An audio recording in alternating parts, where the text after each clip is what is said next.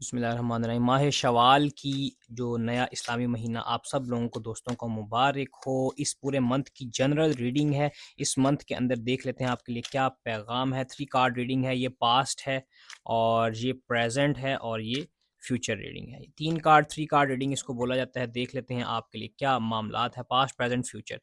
सबसे पहले पास्ट के हवाले से देख लेते हैं। दिमाग आपका उल्टा हुआ हुआ है, प्रॉब्लम आपको अपने पर्सपेक्टिव को चेंज करने की ज़रूरत है।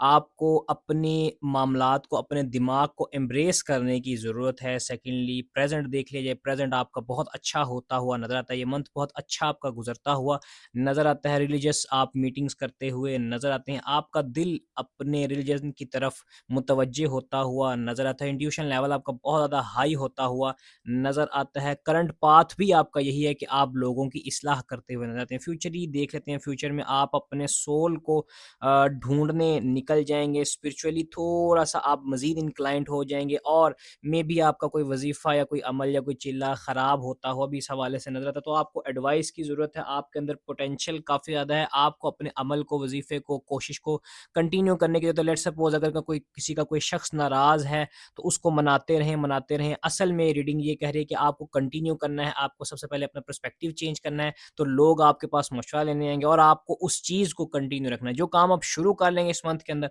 उसको आपको लॉन्ग टर्म चलाना है।